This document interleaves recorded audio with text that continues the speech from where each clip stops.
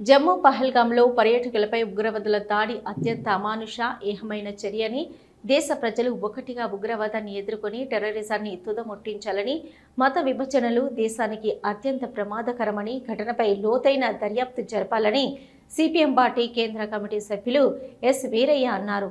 శుక్రవారం రోజున సిపిఎం జిల్లా కమిటీ ఆధ్వర్యంలో పార్టీ కార్యాలయం ముకుందలాల్ మిశ్రా భవన్లో పాత్రికేయుల సమావేశం నిర్వహించారు.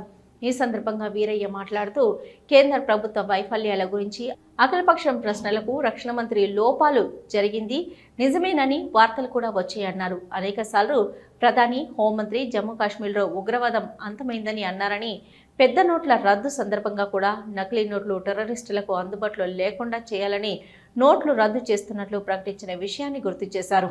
వారం రోజుల క్రితం నకిలీ నోట్లు చెలామణిలోకి వచ్చాయని ఆర్బీఐ చెప్పిందన్నారు. ప్రకటనలకు ఆచరణకు పూర్తి విరుద్ధంగా ఉన్నాయన్నారు. జమ్మూ కాశ్మీర్లో border security force, Kashmir police, military, నిఘా వ్యవస్థలన్నీ కేంద్ర ప్రభుత్వ చేతుల్లో ఉన్నాయని, భద్రతా ఏర్పాట్లు ఎందుకు తగు రీతిలో చేయలేదన్నారు. అనేక ప్రశ్నలకు సమాధానం చెప్పాల్సిన బాధ్యత కేంద్ర ప్రభుత్వానిదే అన్నారు.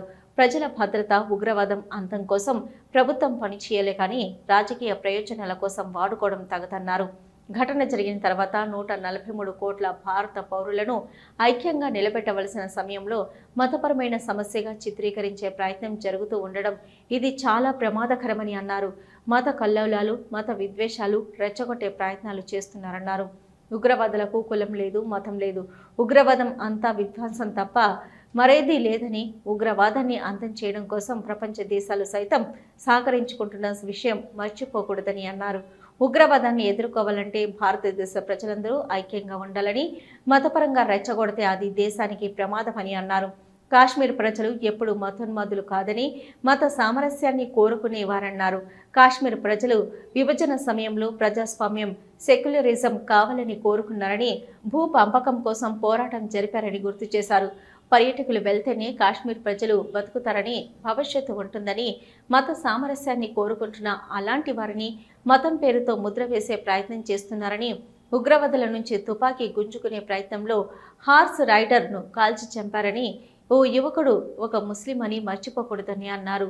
దుర్మార్గమైన దాడి జరిగినప్పుడు దేశమంతా ఒక్కటిగా ఉండవలసిన సమయంలో రొచ్చుగుంటలో చేపలు పట్టినట్లు కొంతమంది మతపరమైన చిచ్చు పెట్టే ప్రయత్నం చేస్తున్నారని, ఇది దేశ భద్రతకు, సమగ్రతకు, మత సామరస్యానికి హానికరమన్నారు.